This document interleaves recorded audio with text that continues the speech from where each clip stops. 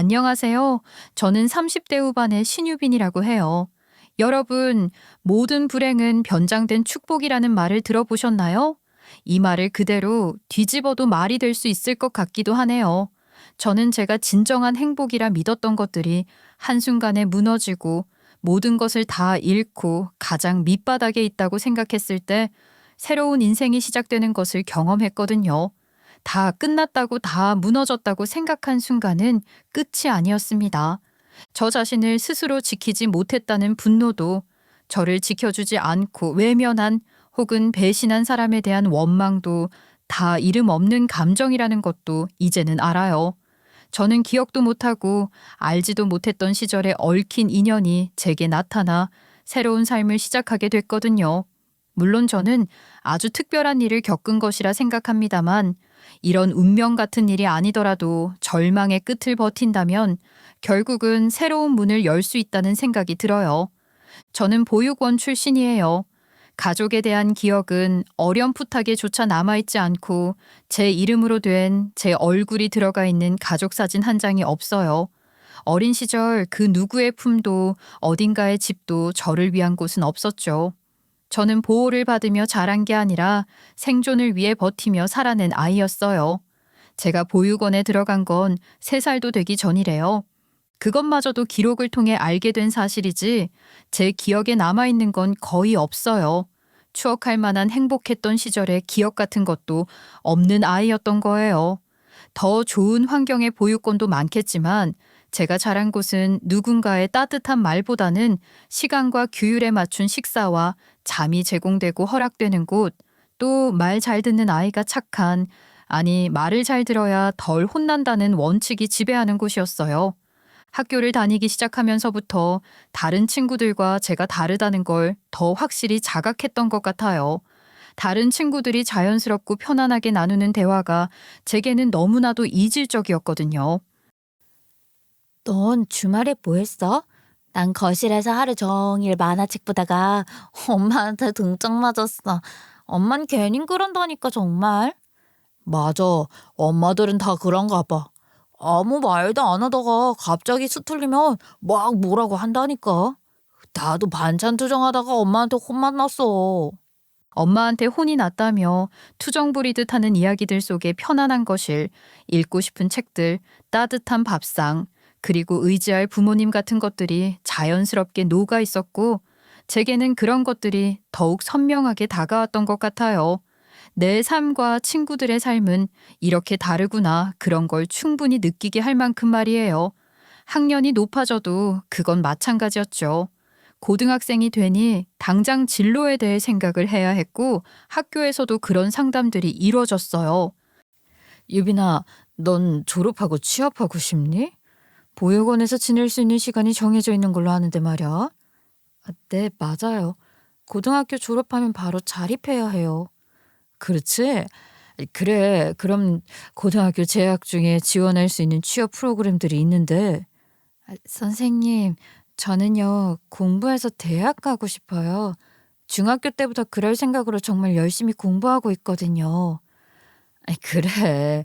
네가 성적도 좋고 충분히 대학 갈 수 있긴 해. 근데 장학금 받고 들어갈 수 있는 학교에 진학하고 싶어요. 아르바이트하고 그러면 저 혼자 생활비 정도는 감당할 수 있어요. 그래. 그럼 네 성적으로 장학금 받고 갈 만한 학교를 한번 찾아보자.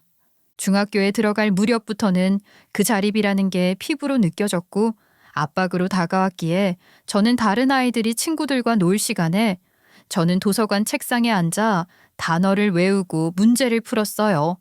목표는 단 하나 국립대 장학금이었죠. 중학교 어느 시점부터는 아침에 눈을 뜨자마자 그 생각부터 했으니 국립대에 장학금을 받고 들어갈 수 있을 정도의 성적을 받기 위해 아침에 눈을 뜨고 하루를 살아가는 것처럼 느꼈을 정도였어요. 어린 시절이었지만 저는 제 전부를 걸고 필사적으로 노력해서 그토록 소원하던 국립대 상경계열에 전액 장학생으로 입학할 수 있었습니다. 그러나 거기서 끝이 아니잖아요. 등록금 면제는 받았지만 생활비와 기숙사비, 교재값 등은 온전히 제가 감당해야 할 몫으로 남아 있었고, 그러니 저는 학업과 아르바이트를 병행할 수밖에 없었어요. 학교 앞 편의점은 기본이고 주말엔 대형마트 시식 코너에서 하루 종일 서 있는 것도 마다하지 않고 돈을 벌었어요. 그거 아세요? 오래 서 있으면 다리보다 발가락이 먼저 저리는 거요. 그래도 몸이 고달파서 힘든 건 아무렇지도 않았어요. 지갑 안에 지폐 몇 장의 여유가 생긴다는 게 훨씬 더 기분 좋고 보람 있는 일이었으니까요. 다음 달 기숙사비를 겨우 맞추고 나면 그날만큼은 편의점 삼각김밥 대신 따뜻한 국물이 나오는 밥을 사 먹는 것. 그게 대학 시절 저의 사치 아닌 사치였답니다. 친구는 많이 사귀지 못했어요. 사실 시간이 없기도 했죠. 그것도 맞는 말이지만 그래도 마음만 있었다면, 마음만 먹었더라면 단짝 친구 한둘 정도는 만들 수 있었을지도 몰라요. 그렇지만 어쩐지 용기가 없었다고 할까요? 자신이 없었다고 할까요? 제 상황이나 처지를 깊이 나누는 친구가 있으면 좋겠다는 생각을 하면서도 한편으로는 누구에게도 동정받기 싫다는 생각을 했던 것 같아요. 호의와 동정을 구분하는 것부터 시작해서 저 같은 사람이 친구를 만든다는 건 아주 복잡한 문제랍니다. 그러니 그냥 시작도 안 했던 것 같아요. 어차피 아르바이트하며 공부할 시간도 빠듯했으니까요. 4년이 어떻게 지나갔는지도 잘 모르겠어요. 그래도 4년 내내 기숙사 자격 조건은 물론 장학금까지 받으며 다녔고 그 덕분에 휴학 한 번 없이 졸업할 수 있었죠. 졸업 후 중소기업에 입사해 회계팀에서 일을 하기 시작했어요. 언뜻 보면 평범하기 그지없는 삶일 겁니다. 그럭저럭 학교 졸업하고 그래도 열심히 공부해서 장학금 받으며 대학 졸업하고 졸업 후 바로 취업까지 했으니 요즘 같은 시절엔 평범한 게 아니라 모범적인 거라고 해야 할까요? 하여간 겉으로 보기엔 그리 특별할 것 없어 보이는 삶이지만 저는 제가 그 자리에 서기까지 어느 것 하나 평범한 건 없었다는 걸 잘 알고 있었고 또 그걸 잊지도 않았어요. 그 시간들이 저를 만들었다고 생각했기 때문이에요. 앞으로도 그걸 잊지 않고 살아야 더 잘 살아낼 수 있을 거라는 생각도 들었고 말이에요. 첫 회사 입사 후 이직을 2번 더 했는데 그러면서 연봉만 높아진 게 아니라 경험이 많이 쌓였던 것 같아요. 3번째 회사에 들어갔을 땐 대우도 꽤 괜찮게 받고 들어갔고 직급도 좀 되고 그러다 보니 그나마 좀 가깝게 지내는 동료도 생기고 그랬죠. 어휴, 무슨 이런 걸 해보라고 하는지. 아, 이건 완전히 새로운 거, 완전 또 다른 거 아니야. 그러게, 일이 많긴 하겠다. 그래도 이게 중소기업의 장점이자 단점이라고 생각해야지 뭐. 닥치는 대로 이것저것 다 해야 한다는 거 말이야. 닥치는 대로? 시키는 대로겠지 뭐. 아, 그래. 회사 돌아가는 거나 경영진들 마인드 같은 것도 어느 정도 읽을 수 있긴 한데 이건 뭐 그래봤자 내가 경영진인 것도 아니고 힘들기만 한 것 같아. 전천후가 된다고 생각하고 좋은 경험한다 생각해야지 뭐 어쩌겠어. 하긴 조그만 두각을 드러내면 직책이나 연차 그런 거 상관없이 파격적인 승진도 할 수 있고 그런 기회가 많긴 하지. 그러니까 연봉이 문제가 아니라 훨씬 많은 걸 보고 듣고 또 내가 직접 맡아서 해볼 수 있는 거잖아. 대기업에서는 불가능한 시스템일 거야. 그렇긴 해도 난 갈 수만 있다면 대기업 가고 싶네. 결국은 내 일을 해야 하는 거 아니겠어? 꼭 사업이 아니더라도 투자 같은 것도 있잖아. 지금 우리가 하는 일이랑도 연관되고 말이야. 그런 생각으로 경험을 쌓으며 나름대로 보람있고 알차게 직장 생활을 했고 뜻한 바가 있어 퇴사 후 이직이 아니라 본격적인 투자를 시작하게 됐답니다. 처음부터 투자에 관심이 있었던 건 아니에요. 좀 더 솔직하게 말하면 돈이 돈을 번다는 식의 말은 어쩐지 허황된 말처럼 들렸어요. 근데 그게 결코 허황된 게 아니라는 걸 깨닫게 된 거죠. 그렇다고 제가 무슨 엄청난 투자를 시작했다는 건 아니에요. 제가 아무리 열심히 해서 나이나 연차에 비해 연봉을 많이 받았다고 해봤자 고작 몇 년 월급쟁이로 일해서 모든 돈이 얼마나 됐겠어요. 투자금이 많지는 않았지만 제가 가진 시간의 전부를 투자 공부에 썼던 것 같아요. 주식에도 손을 댔었는데 마음이 너무 오락가락해서 저랑은 잘 안 맞는 것 같더라고요. 그러다 부동산 경매라는 걸 알게 됐어요. 남들보다 먼저 싸게 사는 법을 배워야겠다고 생각을 한 거예요. 퇴사하기 전에도 퇴근 후면 법원 경매 물건을 검색하고 주말에는 감정가보다 저렴한 오피스텔을 직접 찾아가 보기도 했어요. 처음엔 모든 게 낯설었죠. 현장 조사, 등기부등본, 임차인 현황, 권리 분석, 어려운 단어들 투성이었지만 하나하나 눈으로 보고 발로 뛰면서 조금씩 알아갔던 것 같아요. 그러다 본격적으로 투자에 집중해야겠다는 결심을 하고 퇴사 후 더 많은 시간을, 아니 모든 시간을 투자 공부에 쏟아부었고 마침내 서울 외곽에 오래된 오피스텔 한 채를 낙찰받게 된 거예요. 경매 참여자도 적은 편이었고 전세가율도 높아 세입자가 있는 물건을 안정적인 수익이라는 관점에서 접근했어요. 수익이 그리 많진 않았지만 그 오피스텔을 통해 처음으로 제 이름으로 된 수익을 경험했던 거예요. 그 후론 거침이 없었어요. 낙찰받은 오피스텔에서 나오는 월세는 곧바로 다음 투자의 종잣돈이 되는 거죠. 권리 분석 카페에서 수익률 시뮬레이션을 돌리며 밤을 새운 날이 하루 이틀이 아니랍니다. 저는 그런 시간을 제 미래를 설계하는 시간이라고 생각했어요. 그러니 그런 게 다 너무 재미있더라고요. 그렇게 조금씩 키워나가 오피스텔 2채와 작은 상가 지분 일부를 갖게 됐고 이어 마침내 시 외곽의 아담한 상가 건물을 제 명의로 계약할 수 있게 됐어요. 오래된 분식집과 미용실, 소규모 영어학원에 공실도 있는 건물이었지만 구조가 좋아 몇 군데 손을 보니 바로 임대가 나갔고 그 상가에서 나오는 임대 수익을 보며 저는 처음으로 숨을 깊게 들이마셨습니다. 일하지 않아도 돈이 들어오는 걸 직접 경험한 순간이었어요. 물론 모든 과정이 순탄하기만 했던 건 아니랍니다. 명도 문제로 골머리를 앓기도 했고 하자보수로 수익률이 예상보다 낮아져서 곤란했던 적도 있었고 말이에요. 그래도 그 모든 경험이 결국은 제 감을 만들어줬다고 생각해요. 책이나 인터넷에서 배운 것이 아닌 제가 직접 부딪히며 얻은 감각인 거죠. 전 상가 건물을 갖게 된 이후로도 그것에 만족하지 않고 내가 움직일수록 내 돈도 움직인다는 걸 믿고 바쁘게 움직였어요. 작은 오피스텔 하나가 제 삶의 새로운 지도를 그려준 이후 계속해서 저는 그 지도를 확장하며 살았던 것 같아요. 그런데 세상에는 나쁜 사람들도 많더라고요. 부모 형제는 물론 의지할 사람 하나 없는 젊은 여자애가 건물주라는 걸 알게 되면 나쁜 의도를 갖고 접근하는 사람들이 생기는 거예요. 상처도 많이 받았어요. 그냥 쉽게 말하자면 이런 거죠.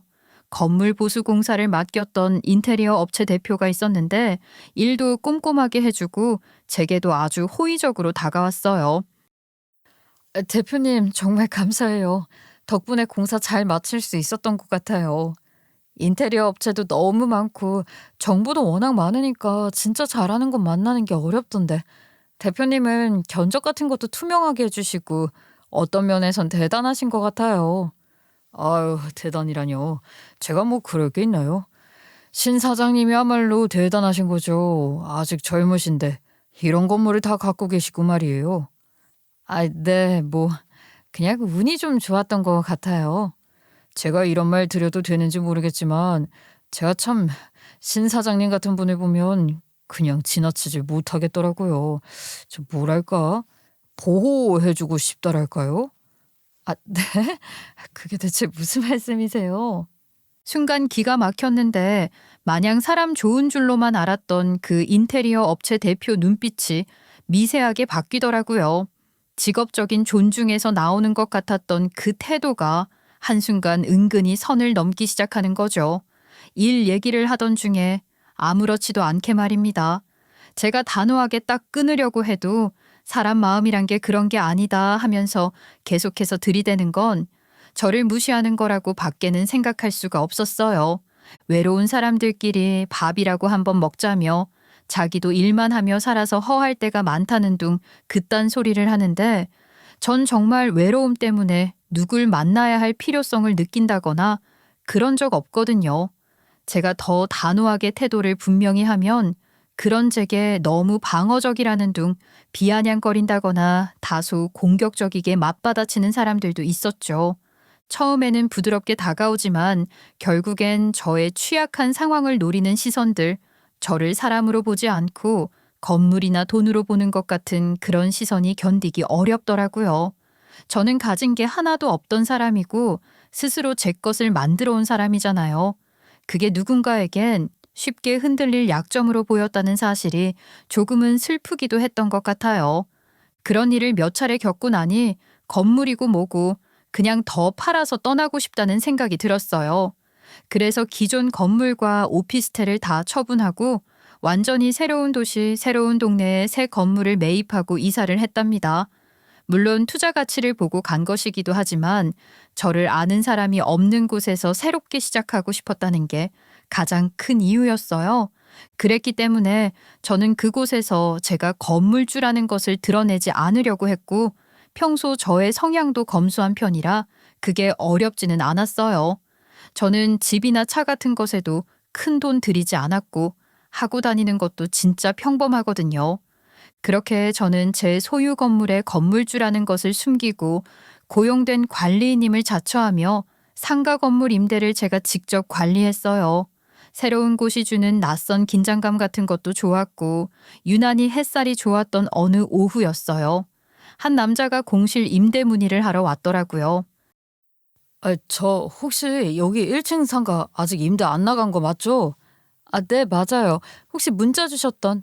예, 맞습니다. 박성준입니다. 네, 반갑습니다. 전 여기 관리 맡고 있는 신유빈입니다. 다소 긴장한 듯 두 손을 가만히 두지를 못하는 그 남자는 낡은 운동화에 해진 캔버스 가방을 든 소탈한 차림에 눈빛 또한 꾸밈 없는 것처럼 보였어요. 문자로 상담을 할 때 스스로를 평범한 소상공인이라 소개했는데 그 남자뿐만 아니라 다들 어려운 시기니 대부분 임대료 조정을 위해 이런저런 이야기를 하기 마련이거든요. 하나같이 다 어떻게든 월세 깎아보려는 말들을 하잖아요. 그런 패턴이 당연한 것이기도 하고 익숙한 것이기도 하니 그 남자도 비슷한 얘기를 할 거라 생각하고 있었던 것 같아요. 솔직히 월세가 조금 부담되긴 합니다. 보증금도 아니고 월세는 그냥 날아가는 돈이니까요. 네, 맞아요.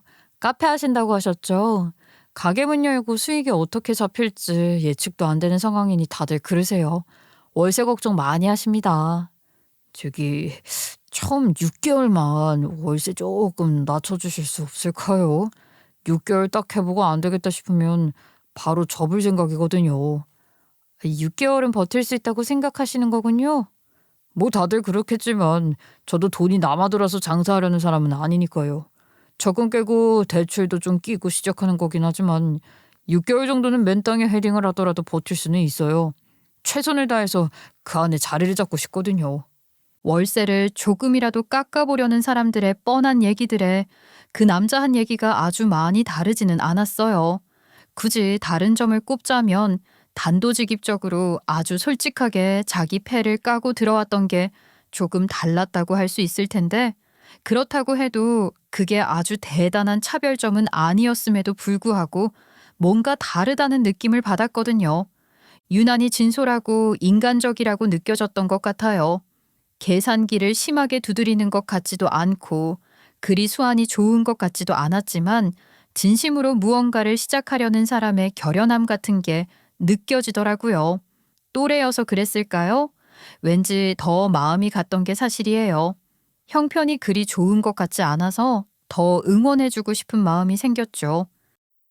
저 월세 말인데요. 처음 3개월은 조정해 드릴게요. 그리고 이후 3개월은 절반 조정, 6개월 안에 자리 잡으시면 그때부터는 원래대로. 어떠세요? 정말요? 사실 큰 기대는 안 했는데 와, 그 정도라도 사정을 봐주신다면 저야 정말 감사하죠. 그 정도가 제 선에서 조정해 드릴 수 있는 마지막 한도예요. 대신 조건이 하나 있는데요. 네, 조건이라면? 커피 맛은 포기 못해요. 저도 일 때문에 이 동네로 이사 온 지 얼마 안 됐는데 동네에 괜찮은 카페가 없는 것 같더라고요. 맛있는 커피로 꼭 자리 잡아주세요. 저 당구라게요. 제가 너무 갑작스럽게 분위기를 바꿔버린 건지 그 남자는 당황하는 듯 하더니 멋쩍게 웃었어요. 근데 그 미소가 이상하게 오래도록 마음에 남는 거예요. 늘 그렇게 경계를 허물고 다가오려는 사람에게는 의심의 눈초리부터 보내던 저였는데 제 쪽에서 먼저 그렇게 다가간 거잖아요. 모처럼 사람 냄새, 나는 사람을 만났다는 느낌, 감정에 아주 작은 진동이 생겨나는 기점이었던 것 같아요. 그 사람은 그렇게 제 건물 1층에 작은 카페를 열었고 저는 자연스레 그 카페의 단골이 되었어요. 매일 보는 사이만큼 무서운 게 또 없잖아요. 게다가 같은 공간에 있으니 오며 가며 자주 마주치곤 했는데 제가 커피를 사러 카페에 가는 것 말고도 늦은 밤 불 꺼진 카페 앞에서 우연히 만나 퇴근을 같이 한다거나 이른 아침 쓰레기 분리수거장 앞에서 마주친다거나 그런 식으로 자잘하게 자주 마주치면서 친분을 쌓게 된 거예요. 그러다 어느 날 갑자기 쏟아진 비를 피하다 그 사람의 우산을 함께 쓴 적이 있는데 좁은 우산 아래 어깨가 조금씩 스쳤는데 다소 어색할 수도 있는 그 공기가 싫지 않더라고요. 그렇게 제 발끝이 그 사람 쪽을 향해 있다는 걸 느끼게 됐고 얼마 지나지 않아 연인이 되었답니다. 또 남편의 카페는 다행히 자리를 잘 잡아 6개월 후에도 안정적으로 운영을 할 수 있었어요. 그렇다고는 하나 경기는 좋아질 기미가 없었으니 다들 살기 힘들다는 소리를 달고 살잖아요.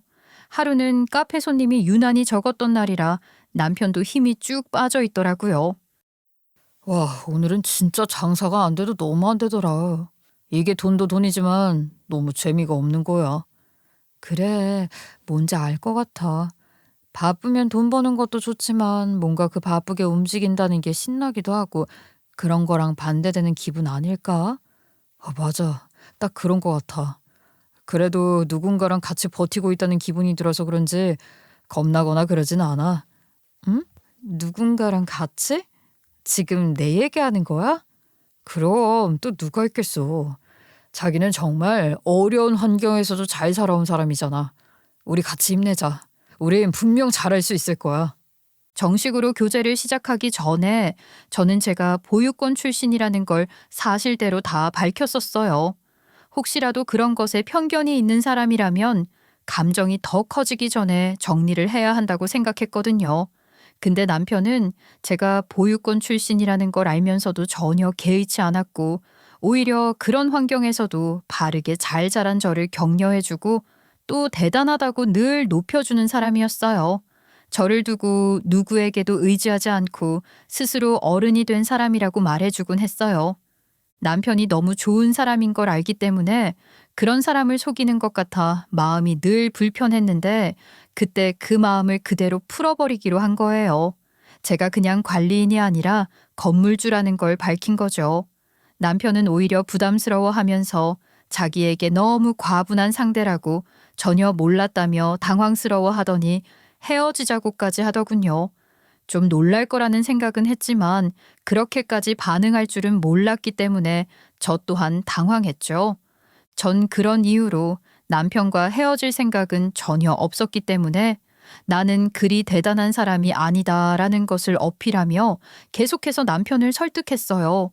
그렇게 설득하는 과정에서 어쩌다 바로 결혼 이야기까지 나오게 됐는데 다소 충동적으로 나온 그 말을 저는 주워 담고 싶지가 않더라고요. 이 사람이라면 평생을 함께해도 좋을 것 같다는 생각, 이 사람이야말로 제가 찾던 바로 그 사람이라는 확신이 들었기에 바로 결혼까지 감행하게 됐던 겁니다. 신혼은 정말 달콤했어요. 남편과 함께하는 일상도 너무나 행복했고 아무런 문제가 없었죠. 남편을 홀어머니 밑에 자란 사람이었는데 시모 역시 제게 무척이나 살갑게 잘해주셨어요.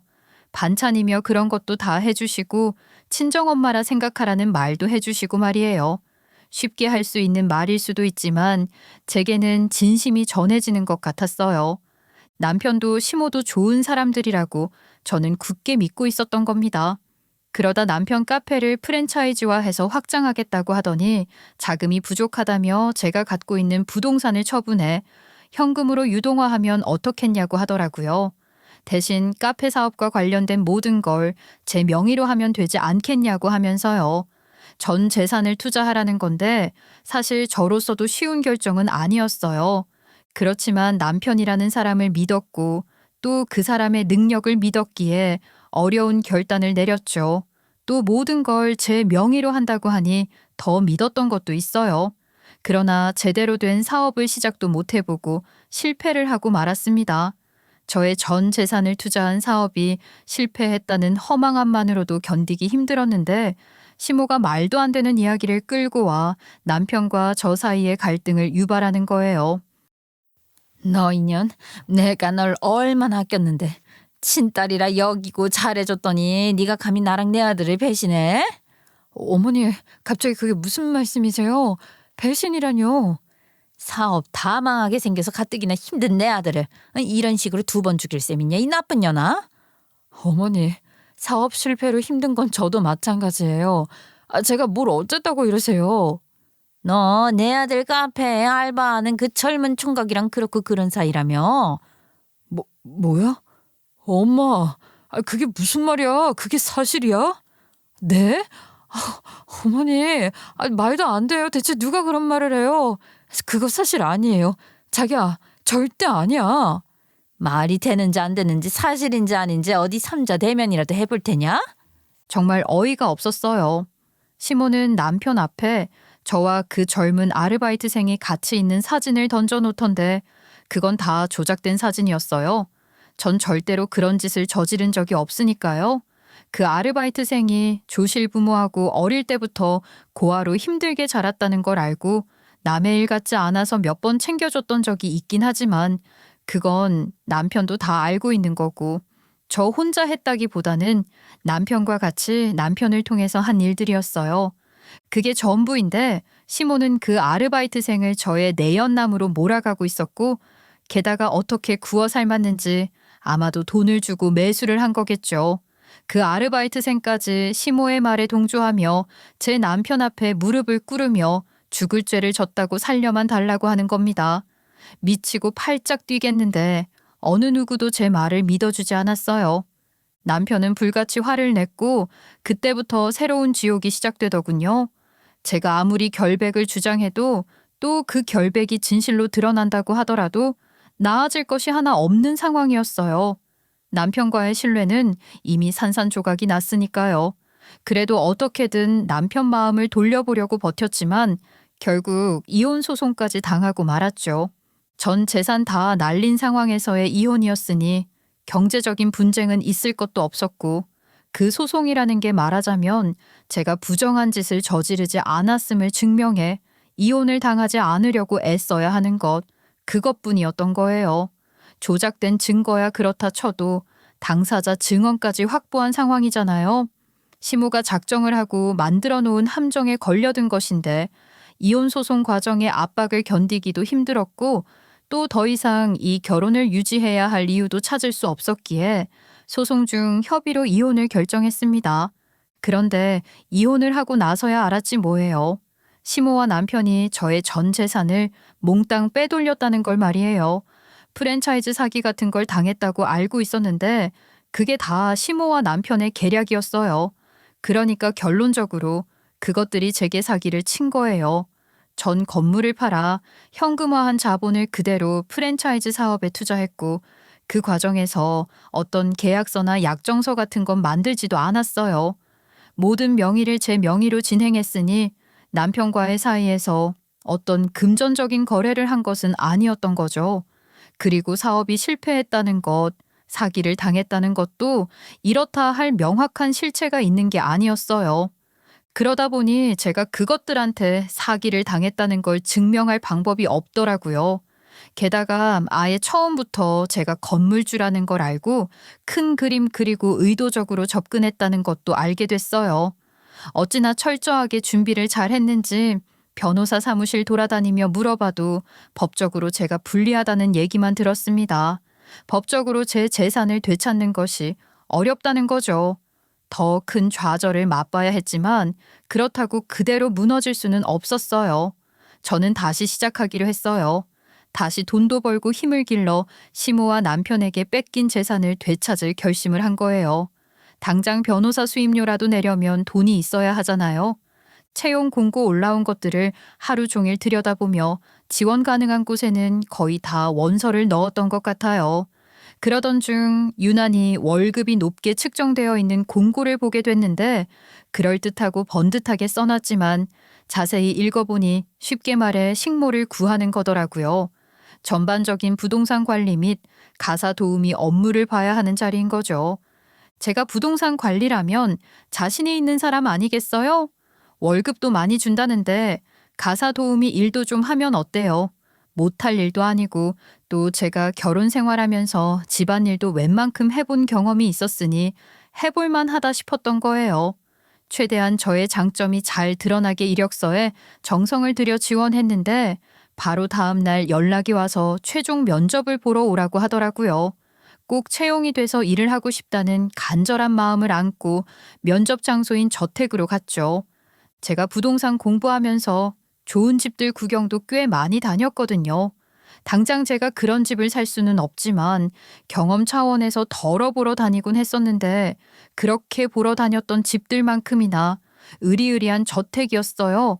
보통 그런 집이면 집사들도 여럿 있고 그러니까 집사들이 문을 열어주고 그러는 거 아닌가요? 당연히 그럴 거라고 생각하고 있었는데 그 댁 사모가 직접 대문을 열어주러 나왔더라고요. 처음엔 어리둥절했죠. 옷차림이나 장신구 등 걸치고 있는 것들이나 우아한 말투랑 행동 같은 걸로 보면 일하는 사람 같진 않은데 그렇다고 사모가 직접 문을 열어주러 나올 것 같진 않으니 저를 맞아준 그 사람이 누군지 도무지 가늠이 안 되더라고요. 그래도 제 입장에서는 그냥 다 깍듯하게 하면 되는 거니까 크게 문제가 될 건 없었어요. 그저 좀 의아했다는 거예요. 대문에서부터 돌계단을 올라가 정원을 한참 가로질러 갈 동안 저는 계속해서 궁금증을 안고 있었는데 정원에 마련된 티테이블에 다다라서야 그분이 그 댁사모라는 걸 알 수 있었어요. 오시느라 수고 많으셨어요. 차를 안 가지고 오신다고 들었는데 우리 집 올라오는 언덕길이 장난 아니죠? 네.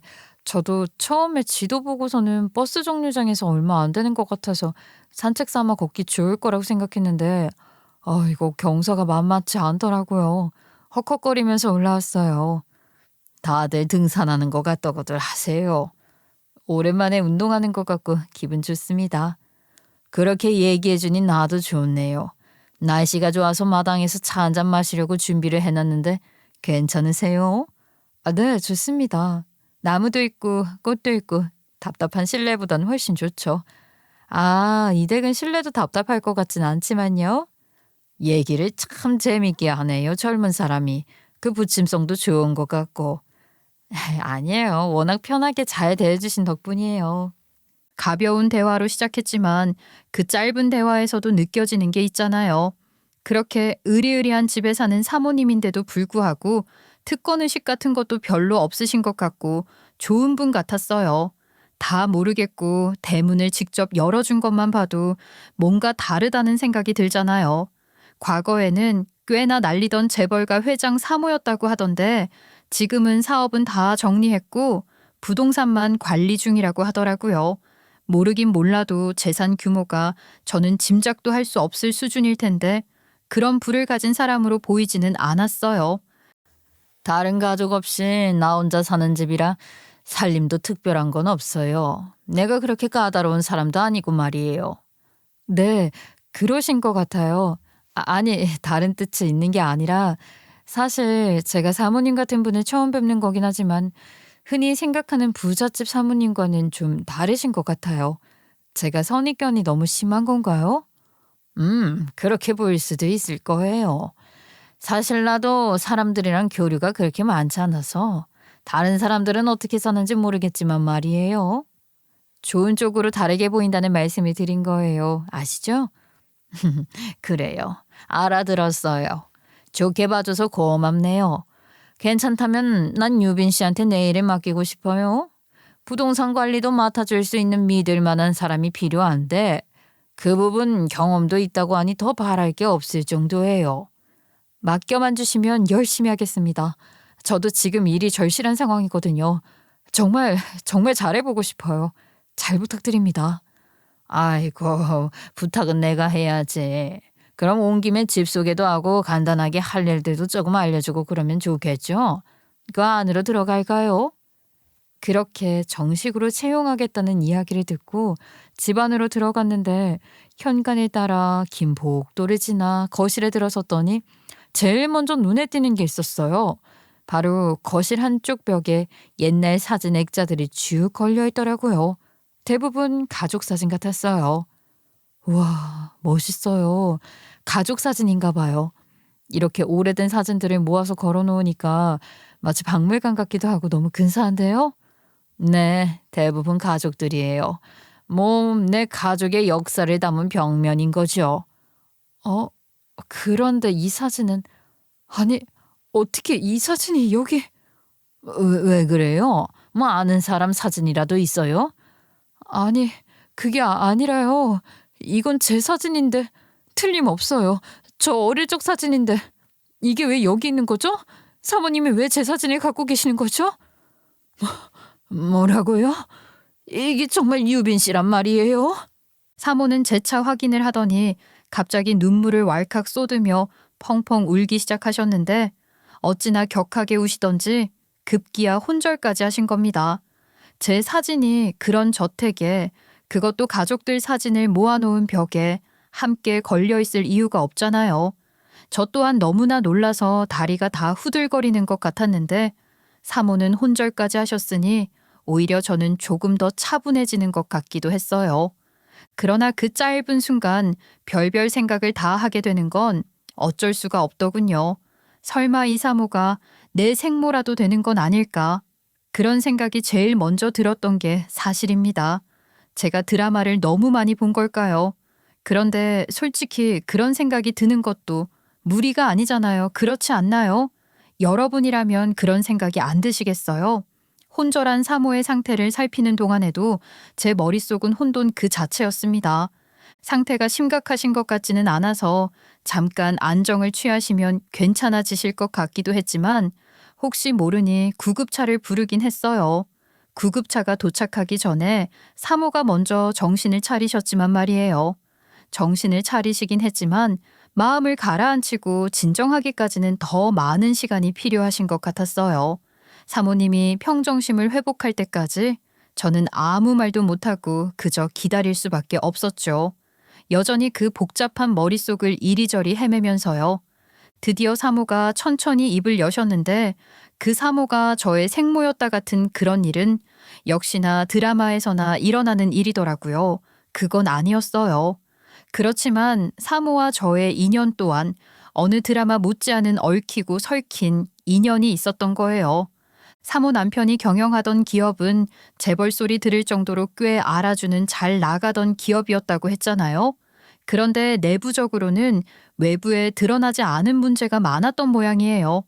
어느 정도였냐면 비자금 관리나 자금 세탁에 쓸 용도로 보유권을 운영하고 있었을 정도였대요. 대외적으로는 사회 문제에 관심을 갖고 기여하는 좋은 기업이라는 이미지도 챙기고 내부적으로는 검은 돈을 쉽게 운용하는 수단으로 이용했던 거죠. 근데 그게 외부에 알려지면서 사건이 터진 거예요. 일이 커질 것 같으니 당시 기업 회장이었던 사모의 남편은 바로 실무를 담당하던 직원의 단독 범행으로 몰아 꼬리 자르기를 하며 빠져나가려고 했대요. 대충 들어도 나쁜 사람 같은데 이렇게 좋은 사모가 어쩌다 그런 나쁜 사람이랑 결혼을 한 건지 안타깝다는 생각이 들 정도였어요. 하여간 회장에 의해 잘 알지도 못하는 거대한 비리를 뒤집어 쓰게 된 해당 직원은 억울함을 호소했지만 회장은 그 직원을 외면했고 수사 의뢰는 물론이고 내부적으로도 감사를 실시하며 더욱 압박했고 그 직원을 끝내 억울함을 호소하며 스스로 목숨을 끊었다고 해요. 난 그 사건이 일어나기 전까지 그 사람이 회사를 운영하면서 그렇게 온갖 비리를 저지르고 있었다는 걸 전혀 몰랐어요. 그러셨을 것 같아요. 제가 사모님을 오늘 처음 뵌 거긴 하지만 그런 걸 알고 가만히 계셨을 분 같지는 않거든요. 그걸 아니까 남편분도 사모님께 철저하게 비밀로 하셨겠죠. 그 일만 생각하면 지금도 너무 화가 나요. 그 기업은 사실 돌아가신 내 친정 아버지 회사였어요. 네? 그럼 사모님이 물려받은 회사를 남편분이 운영하고 있었던 건데 그런 짓까지 저질렀다는 거예요? 어떻게 그럴 수가? 아버지가 어떻게 이런 것들인데 그걸 남편이란 작자가 타망치고 있다는 걸 그제야 한 거예요. 한순간에 모든 게 무너지는 것 같았어요. 정말 충격이 크셨겠어요. 게다가 그게 문제가 아니잖아요. 무고한 사람이 희생됐어요. 사람이 잘못됐다고요. 아무 죄도 없는 사람이 말이에요. 사모님이 저지른 일이 아닌데도 죄책감은 함께 느끼셨을 것 같아요. 정말로 괴로우셨을 것 같아요. 그런데 유빈 씨, 그때 그렇게 희생된 분이 바로 유빈 씨 아버지예요. 네? 뭐라고요? 그게 무슨 정말이에요? 그렇게 돌아가신 분이 제 아버지라고요? 그랬던 겁니다. 아버지가 그렇게 돌아가시고 제 어머니란 분이 저를 보육권에 맡기셨던 거래요. 사건 직후에는 사모도 충격이 너무 크고 괴로움에 정신을 제대로 차리지도 못하고 있다가 뒤늦게 제 어머니를 찾으려 수소문을 했는데 저를 그렇게 보육권에 맡긴 뒤 재가를 하셨다고 합니다.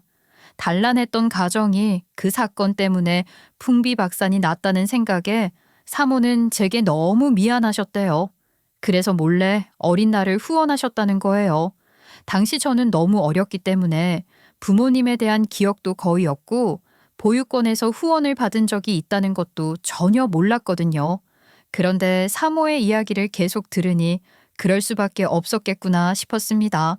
사모 남편이 운영하던 회사, 그러니까 원래는 사모 친정아버지의 회사였던 그 기업이 보육권을 이용해 검은 돈을 세탁하는 등 비자금 사건이 터지면서 전국적으로 대대적인 감사가 벌어졌다는 거예요.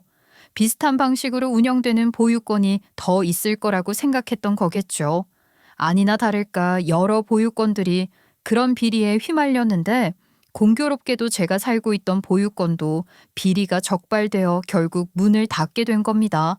그러면서 저는 다른 보육권들을 여러 번 옮겨 다녔던 것 같아요.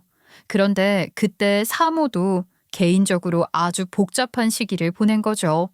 보통 큰 사건이 아니었으니 회사가 휘청일 정도로 파급력이 컸고 그 사건을 통해 드러난 비리로 남편의 실체를 알게 된 사모는 그 실망감을 극복할 수 없었기에 이혼 소송까지 벌였던 상황이셨던 거예요.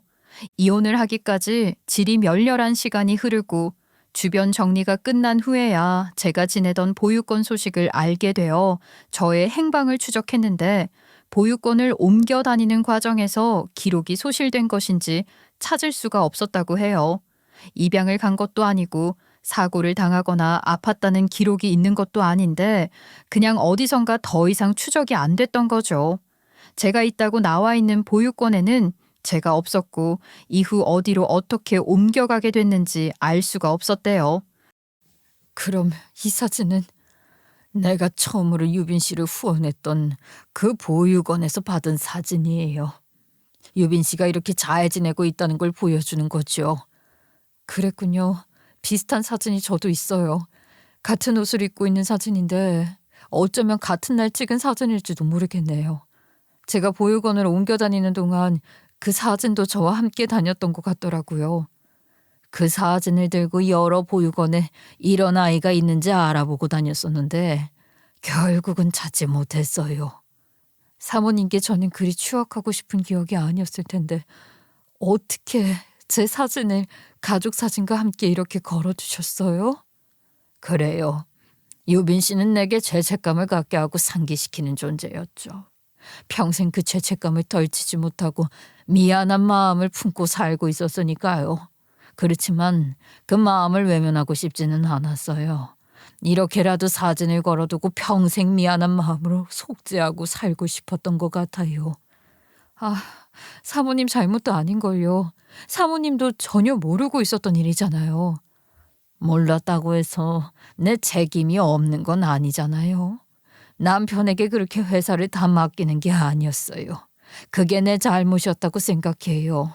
저는 부모님의 존재 자체를 모르고 살았던 사람이고 전혀 아무런 기억도 갖고 있지 않은 상태에서 갑자기 그 부모님에 대한 이야기를 듣게 된 거잖아요. 그것도 이렇게 충격적인 이야기를 말이에요. 사모가 자기 얘기를 한참 할 때도 그 얘기에 몰입해서 듣고는 있었지만 제 아버지가 그런 식으로 엮여서 등장할 거라고는 생각도 못했으니 사모의 입을 통해 들은 그 이야기는 저를 혼란스럽게 했던 건 사실이에요. 그러나 제 아버지를 죽음으로 내몰았던 기업, 그 기업 총수의 사모였다는 이유로 제가 사모님께 불편한 감정을 가진다거나 원망을 한다거나 그렇진 않았어요. 오히려 그런 저를 잊지 않고 사진까지 걸어두며 늘 기억하려고 했다는 게 놀라웠죠. 잊고 싶고 외면하고 싶은 기억이었을 텐데 말이에요. 제 아버지의 이야기는 분명 억울하고 원통한 이야기나 그 책임이 사모에게 있는 것도 아니었으니 저는 그 일로 사모에게 나쁜 감정을 갖고 싶진 않았어요. 그저 이렇게 얽힐 수도 있구나 하는 것이 놀라웠던 것 같아요. 남편과는 이혼했고 이혼 전에는 자식도 없는 상황이었던 사모는 이후로 재혼도 하지 않았으니 지금까지 혼자 살고 있었다는 사모가 안쓰럽다는 생각마저 들었던 걸 보면 사모가 제게 좋은 인상으로 다가왔었던 모양이에요. 그건 사모도 마찬가지였던 것 같아요. 사모도 제가 그 사진 속 아이라는 걸 몰랐을 때부터 저를 좋게 봤으니 바로 그 자리에서 채용을 결정했던 거였을 텐데 그런 인연까지 알게 됐으니 제게 마음을 많이 쓰실 수밖에요. 그러면서 사모는 제가 살아온 이야기도 듣고 싶다고 하셨어요. 보육원에서 자랐으니 보나마나 힘들게 살았을 게 뻔하고 여전히 힘들게 살고 있는 것인지 그런 게 궁금하셨던 것 같아요. 전 그냥 있는 그대로 다 말씀드렸어요. 지금 제가 여러분께 제 이야기를 했던 것처럼 말이에요. 보육원에서도 씩씩하게 잘 살아남아 대학 공부까지 제 힘으로 했던 이야기, 회사 생활, 또 부동산 투자에 눈을 떠서 제 소유의 건물까지 가졌던 것, 그리고 이가 갈리는 결혼과 그 이후 일어난, 아니, 제가 당했던 일들까지 모두 이야기를 했죠. 제 이야기를 들은 사모는 그야말로 분노하셨는데 그 전까지 차분하게만 보였던 사모가 그렇게 화를 내니 저도 깜짝 놀랐지 뭐예요. 세상에 어쩜 그렇게 악랄할 수가.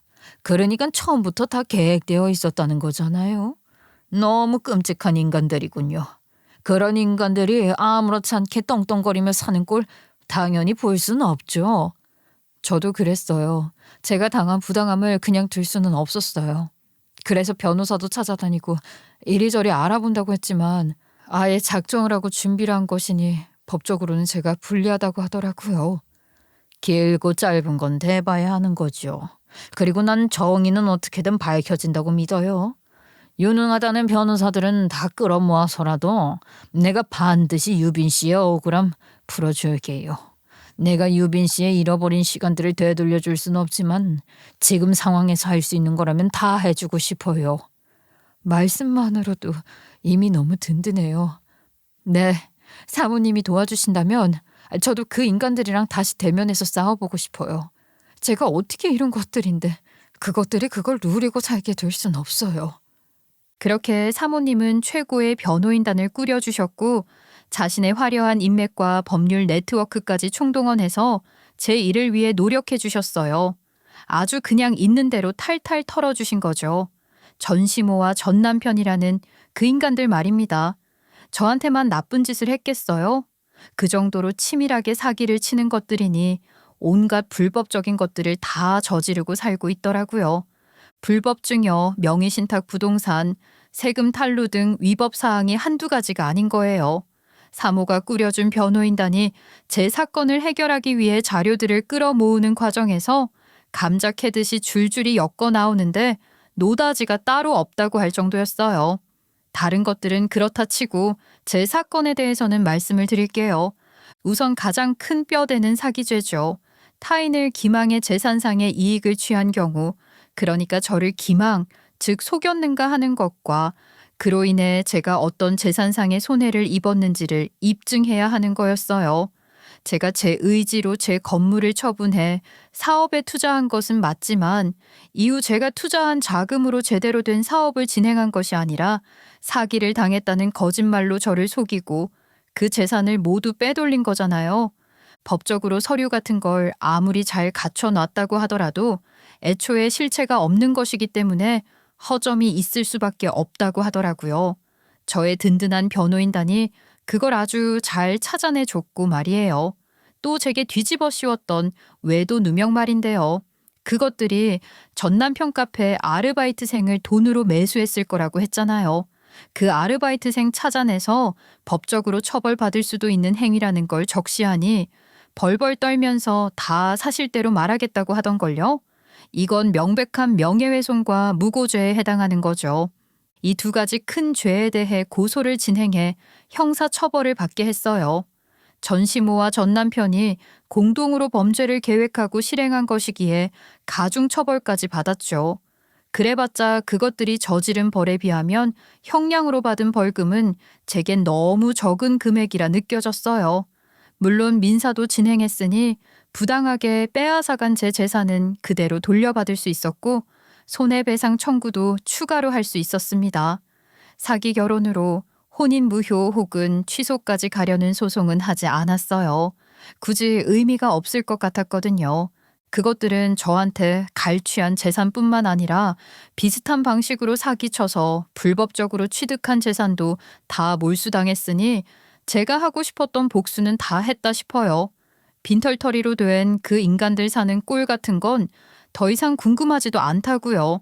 그런 게 아니라도 제가 궁금한 건 세상에 아직 너무 많거든요. 그것들에게 통쾌한 벌을 내릴 수 있었던 건 모두 사모의 도움이 있었기에 가능한 일이었고 저는 그에 대해 진심으로 감사하는 마음을 갖고 있답니다. 그런데도 사모님은 제게 진 마음의 빚을 어떤 식으로든 갚고 싶다고 하세요. 전 이미 충분히 받았다고 했는데도 계속 그러시는 거죠. 그래서 제가 생각다 못해 정 그러시면 저를 돕는 마음으로 저와 같은 어려움을 겪고 있는 사람들을 도와주시는 건 어떨지 그런 제안을 드리게 된 거예요. 사회적 사업을 해보시는 건 어떠시냐고 말이에요. 사모는 제게 그 일을 함께 하자고 하셨고 저는 그렇게 사모에게 고용된 사람이자 뜻을 함께하는 동료가 되었습니다. 저희는 장학재단과 법률 상담소를 시작으로 이 사업을 키워나갈 생각이에요. 여러 전문가들의 자문을 받아 제대로 일을 시작하려고 준비를 하고 있죠. 어떠세요? 제가 제일 처음 이야기를 시작하면서 드렸던 말씀이 어떻게 나오게 된 것인지 이제는 다들 충분히 아셨을 것 같아요. 물론 저는 제가 알지도 못했던 과거의 인연으로 생각지도 못한 큰 도움을 받게 됐었으니 운이 좋았던 거라고 생각해요. 그렇지만 사모님의 도움을 받지 못했더라도 저는 어떻게든 다시 시작하고 일어나서 그것들을 처벌하기 위한 노력을 했을 거거든요. 다만 그 시간이 훨씬 더 오래 걸렸겠죠. 그래도 포기하진 않았을 것 같아요. 절망의 끝 모든 것이 사라졌다고 생각했을 때도 저는 다시 일어서야 한다고 생각했었으니까요. 저는 다시 꼭 말하고 싶어요. 어떤 불행도 또 어떤 행복도 영원한 건 없고 또 그 당시에 드러나는 게 전부가 아니라는 걸 말이에요. 모든 불행은 변장된 축복일 수 있고 거꾸로 모든 행복 또한 변장된 불행일 수 있다는 걸 항상 생각하며 살고 싶어요. 그렇게 생각하면 무언가에 크게 동교하거나 휘둘리지 않을 수 있는 것 같거든요. 이 말씀을 드리면서 길었던 제 이야기를 마치려고 해요. 끝까지 들어주신 여러분들께 감사하다는 말씀도 덧붙이고 싶습니다. 정말 감사합니다.